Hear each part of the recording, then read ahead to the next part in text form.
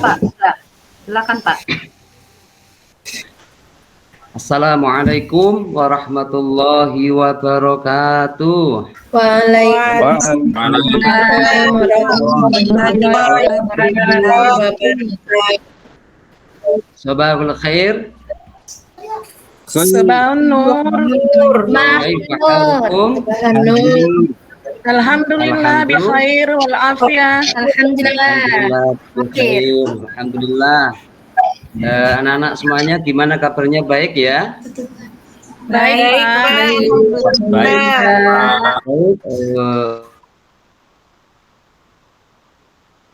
Baik, alhamdulillah. Beri atau belajar yaitu mata pelajaran akidah akhlak, yaitu tentang iman kepada qada dan qadar. Tapi sebelumnya kita berdoa terlebih dahulu.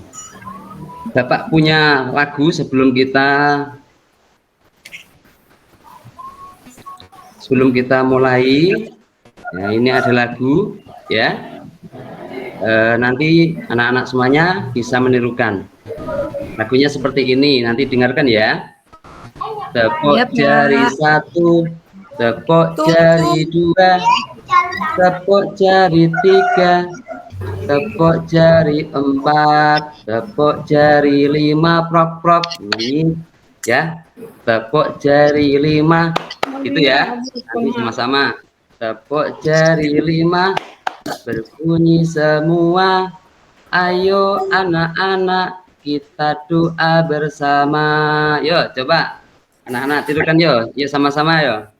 Tepuk jari 1, tepuk jari 2, tepuk jari 3, tepuk jari 4, berbunyi. Ayo anak-anak. Ya, terima kasih anak-anakku semuanya. Belum kita atau pelajaran dimulai, kita berdoa terlebih dahulu. Kalau minggu ke minggu kemarin dari ketua kelas sudah mimpin doa, ini dari cewek ya. Coba Mbak Diana coba mimpin doa. Ya Pak Guru. Teman-teman, sebelum kita belajar, kita berdoa dulu. Berdoa mulai.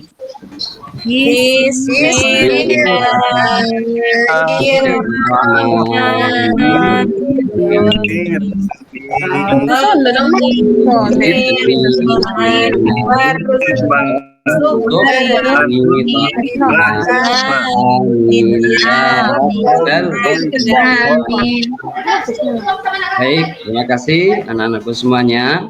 Sebelum kita melanjutkan lebih dahulu, jumlah kelas 6 kalau tidak salah ada 20 ya. Kalau saya lihat di kelas ini ada 20 siswa, berarti hadir semua. Betul? Hadir semua ya. Terima kasih. Baik, anak-anak sudah siap pelajaran hari ini? Siap Bapak. Baik, anak-anakku semuanya, hari ini kita belajar tentang iman kepada qada dan qadar. Kemudian tujuan pembelajaran hari ini, anak-anak nanti atau peserta didik memahami serta membedakan makna qada qadar atau takdir dalam kehidupan sehari-hari, dan juga menentukan hikmah atau manfaat dari qada dan qadar. Nanti anak-anak akan Bapak diskusi nanti tentang apa yang saya sampaikan atau nanti apa yang saya tampilkan dalam layar. Nanti anak-anak dipelajari, kemudian berdiskusi dengan teman-temannya. Baik, berikut kelompok diskusi. Kelompok pertama ada Mas Furqon, kemudian Mbak Ani, kemudian Mbak Lilis, kemudian Mbak Rofaila, kemudian Mas Rohman. Kemudian kelompok 2 ada Mas Ali Mahfud, kemudian Mbak Evi, kemudian Mbak Eros, kemudian Mbak Syifa, yang terakhir yang kelima Mbak Evi. Kemudian kelompok 3 ada Mbak Ernawati, Mbak Henris, kemudian Mbak Noita, kemudian yang terakhir ada Mas Muhammad Khalid. Kemudian kelompok 4 ada Mas Nurul Rahim, yang kedua Mbak Ernita, kemudian yang ketiga ada Mas Mukhlis, kemudian yang keempat ada Mbak Diana, yang kelima ada Mas Ramadan. Itu kelompok kami bagi, Bapak bagi menjadi 4 kelompok. Silakan anak-anak, setelah saya sebutkan tadi kelompoknya, silakan pindah tempat sesuai dengan kelompoknya masing-masing.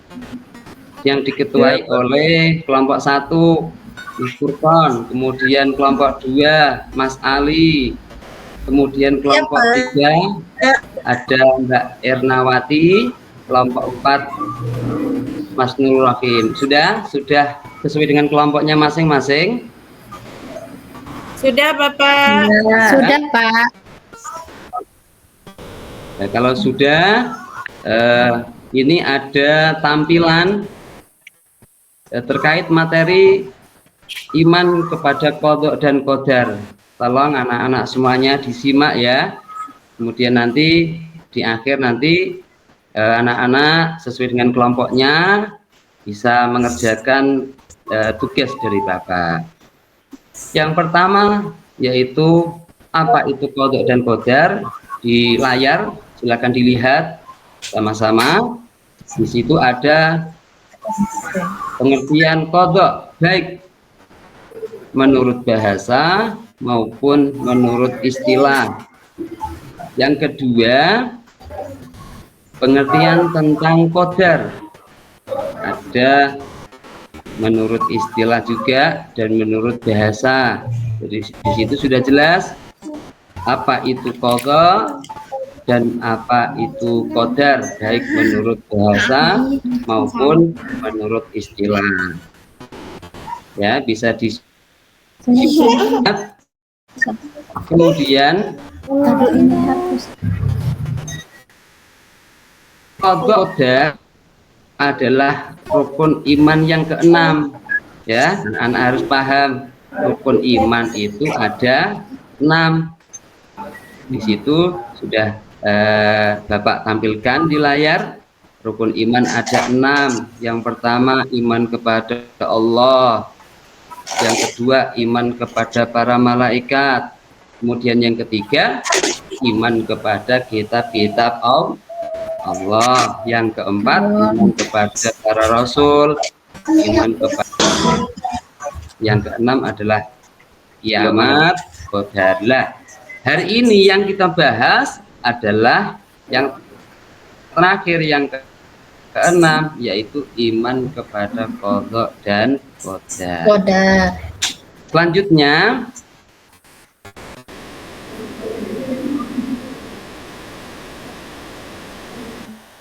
istilah ya. Takdir sendiri dibagi menjadi 2. Ayo diingat-ingat, takdir dan takmu'alak. Nah, di antara teman-teman, antara anak-anak semuanya, siapa yang tahu arti dari takdir mubrom? Ada yang tahu? Belum. Coba ada nggak? Ada nggak yang bisa? Nggak tahu Ya. saya, Mbak. Nah, disimak dengan baik-baik karena ini nanti akan muncul dalam soal untuk diskusi. Takdir mubrom. Ini yang pertama. Takdir mubrom. Takdir mubrom adalah ketetapan Allah yang tidak dapat dirubah oleh usaha dan doa manusia. Ya, contoh takdir yang tidak dapat dirubah. Contohnya di situ ada di dalam gambar di bawahnya itu jodoh. Nah, kemudian kematian. Nah, kematian tidak bisa dirubah, tidak bisa ditunda-tunda. Kemudian apalagi jenis kelamin. Nah, jenis kelamin Allah yang menentukan, tidak bisa kita menentukan. Itu diantara contoh-contoh takdir mubrom, takdir yang tidak dapat dirubah oleh usaha ataupun doa manusia. Yang kedua, takdir mu'alak, takdir yang dapat dirubah oleh usaha dan doa manusia. Contoh, ya, contohnya orang sakit, kemudian berikhtiar, berusaha, berobat ke dokter, kemudian alhamdulillah sembuh. Nah, itu salah satu contoh. Kemudian contoh yang lain, katakanlah misalkan anak-anak ya malas belajar, kemudian tidak paham pelajaran, ya. Nah, kemudian dapat nilai jelek. Nah, suatu hari karena mendapatkan nilai yang jelek, kemudian belajar dengan sungguh-sungguh, ikhtiarnya, ya, berdoa, berusaha, belajar yang rajin, kemudian mendapatkan nilai yang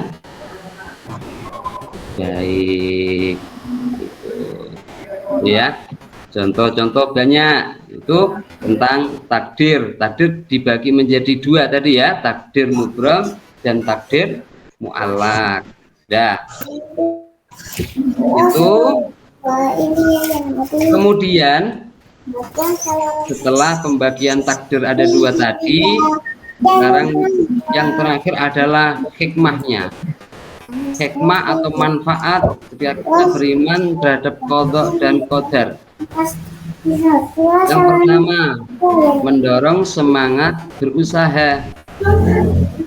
Yang kedua, mendorong manusia senantiasa ikhlas, ridho atas apa yang Allah berikan kepada kita. Yang ketiga, mendorong manusia untuk selalu bersyukur ya, dan bertawakal, berserah diri kepada Allah Subhanahu wa Ta'ala. Itu tentang hikmah atau manfaat dari beriman kepada qadha dan qadar. Anak-anakku semuanya, mulai dari awal tadi tentang pengertian qadha qadar menurut bahasa kemudian ada takdir mu'alaq dan takdir mubrom, kemudian sampai akhir ada hikmah beriman kepada qadha dan qadar. Maka anak-anak karena sudah duduk sesuai dengan kelompoknya, ini saya bagi tugas ya. Nanti saya bagi kertasnya, di situ ada nama kelompok. Nah, kelompok satu tadi siapa? Kelompok satu. Kemudian anggotanya siapa saja? Tadi sudah ya. Orang masing-masing kelompok ada 5. Ditulis di situ. Perhatikan petunjuknya. Jadi ini sudah terangkan, sudah saya jelaskan, ya, sudah melihat. Kemudian tugasnya nanti menjawab pertanyaan dari gambar atau penjelasan di awal tadi. 5 pertanyaan silakan anak-anak berdiskusi ya dengan teman sekelompoknya. Bapak tunggu 5 menit cukup. Nanti kalau sudah, nanti ketua kelompok tadi dari kelompok 1 ada Mas Furqon, kelompok 2 ada Mas Ali Mahfud, kemudian kelompok 3 ada Mbak Ernawati ya, kemudian kelompok 4 nanti ada Mas Rohim, atau nanti yang mewakili yang berani maju nanti boleh, silakan. Materi yang sudah saya sampaikan, gambar yang sudah saya tampilkan, silakan anak-anak berembuk berdiskusi menjawab pertanyaan dari Bapak. Saya tunggu 5 menit, silakan. Sudah bisa dimulai. Siap. Ya, Bapak.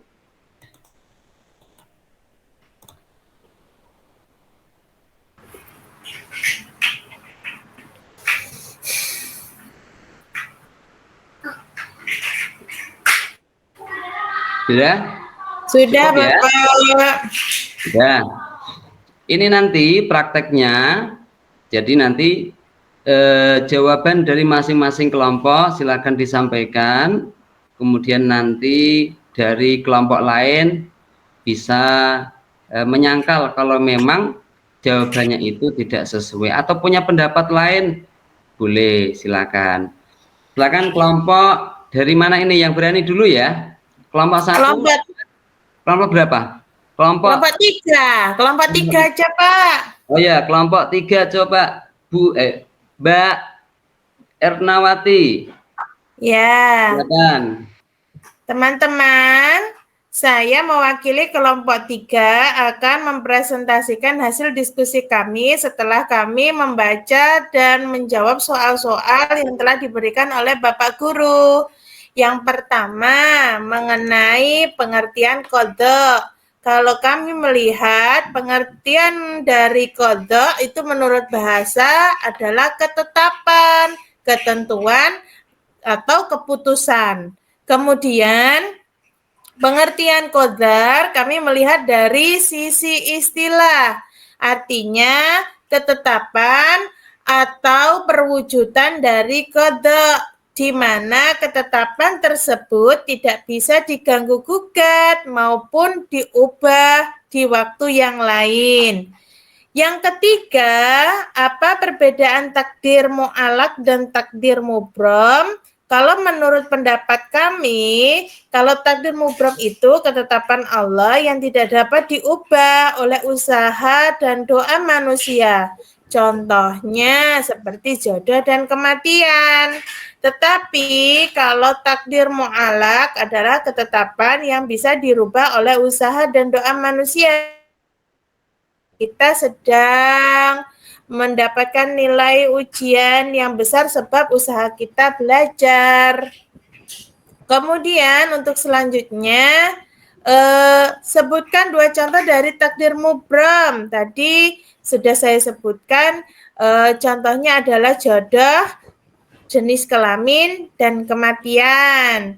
Kemudian yang terakhir, sebutkan 3 hikmah iman qada dan qadar. Yang pertama, mendorong semangat untuk terus berusaha. Yang kedua, mendorong manusia untuk senantiasa ikhlas dan ridho atas ketetapan Allah Subhanahu wa Ta'ala. Dan yang terakhir adalah mendorong manusia untuk selalu bersyukur dan bertawakal kepada Allah Subhanahu wa Ta'ala. Seperti itu, teman-teman. Itulah tadi hasil presentasi dari kelompok kami. Kami akhiri. Assalamualaikum.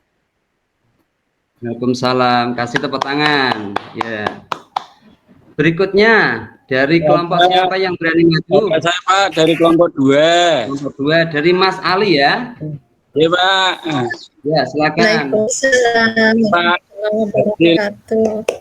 diskusi kami dengan teman-teman kami dari kelompok 2 mau menyampaikan hasil diskusi. Ya. Yang pertama, arti kodok menurut bahasa. Bahwa kodok secara bahasa adalah ketetapan, ketentuan, atau keputusan. Kemudian pengertian qadar menurut istilah bahwa yang namanya qadar adalah ketetapan atau perwujudan dari kodok, di mana ketetapan tersebut tidak bisa diganggu gugat. Nek bahasane wong Jawa wis pokoke tidak bisa diganggu gugat. Kemudian perbedaan takdir dan takdir mu'alaq dan takdir mubrom. Takdir mu'alaq itu adalah takdir ketetapan yang tidak bisa dirubah. Ketetapan yang dapat berubah. Keliru Pak ya. Takdir mu'alaq adalah takdir yang ketetapan yang dapat dirubah. Oh ya. Sesuai dengan manusia. Kemudian yang takdir mubrom adalah ketetapan Allah yang tidak dapat dirubah, sudah pasti. Itu yang takdir mubrom. Kemudian dua contoh dari takdir mubrom diantaranya adalah kematian, jodoh, itu adalah contoh dari takdir mubrom. Kemudian hikmah iman kepada qada dan qadar adalah satu, mendorong semangat berusaha. Kemudian mendorong manusia senantiasa ikhlas dan ridha atas ketetapan dari Allah. Kemudian mendorong manusia untuk selalu bersyukur dan bertawakal kepada Allah Subhanahu wa taala. Demikian Pak hasil diskusi kami dari kelompok 2. Matur nuwun. Ya, makasih Mas Ali, kasih tepuk tangan. Plus. Berikutnya coba dari kelompok berapa ini? Mas Rohim ada? Mas Rohim atau yang mewakili? Mbak Diana? Sudah diwakili Mbak Erna tadi Pak, kelompok saya.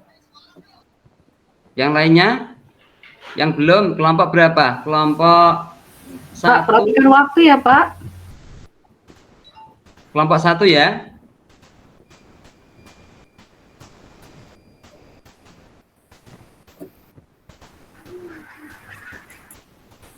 Kelompok 1 belum selesai itu Pak. Oh belum. Ya. Kira-kira dari teman-teman semuanya, dari jawaban dari kelompok 3 dan kelompok 2, kira-kira jawabannya betul atau salah? Coba yang bisa jawab, kira-kira betul apa salah? Mas Furkon. Betul Pak. Halo. Mas Furkon kelompok 1 sudah apa belum? Sudah Pak. Nanti diwakili Pak.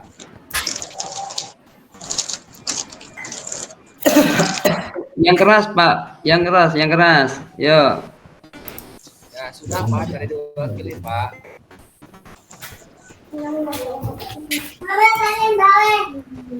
Ya. Pak. Ya. Udah ya.